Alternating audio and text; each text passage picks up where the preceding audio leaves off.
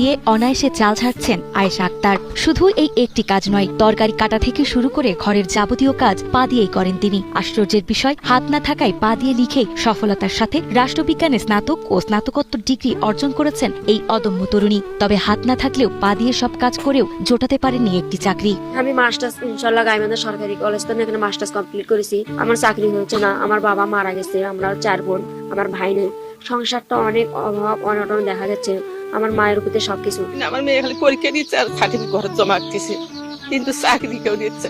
জন্ম থেকে 2 হাত নেই আয়েশা আক্তারের। শারীরিক এই সীমাবদ্ধতা নিয়ে জীবনের শুরুতেই তাকে কঠিন বাস্তবতার মুখোমুখি হতে হয়েছে।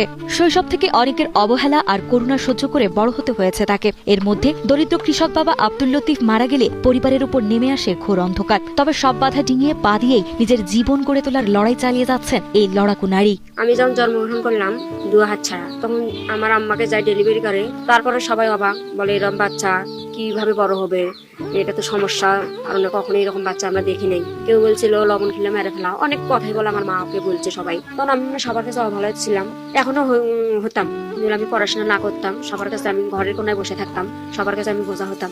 গাইবান্ধার সাঘাটা উপজেলার কচুয়া গ্রামের এই তরুণী এখন সবার কাছে বিস্ময়। পা দিয়ে রান্না করা কিংবা মোবাইল চালানোর পাশাপাশি তিনি শিখেছেন কম্পিউটার ও সেলাইয়ের কাজও। অভাবের সংসারে টিকে থাকতে মাঝে মাঝে ইট ভাঙার মতো কঠিন পরিশ্রমও করতে হয়েছে তাকে। 4 বোনের মধ্যে তৃতীয় আয়েশা আজ সমাজের চোখে শুধু এক প্রতিবন্ধী নন, বরং এক হার না মানা যোদ্ধার নাম। সে অনেক কষ্টের জীবনযাপন করছে, তার জন্মগতভাবে 2টি হাত নেই। সে পা দিয়ে তার জীবনের সকল কাজকামগুলো করে থাকে। সংসারের যাবতীয় কাজ সে পা দিয়েই করে, যেমন থাল বাটি ধোয়া, রান্না করা, ঘর ঝাড়ু দেওয়া, বিছনা গোছানো, ঘর মোছা, চুলা পার নেপা, গ্রামের যা কাজ সব পা দিয়ে করে। মেয়ের কষ্ট দেখে মা সাজেদা বেগমের চোখে এখনো জল টলমল করে। তার এক এ যেন বাংলার এক ইতিহাস। কিন্তু দুঃখের বিষয় কি জানেন, এত সুন্দর একটি ভিডিও আপনাদের কাছে আমি তুলে ধরলাম, কিন্তু আপনারা একটা শেয়ার করলেন না। এটা তো আর হতে পারে না।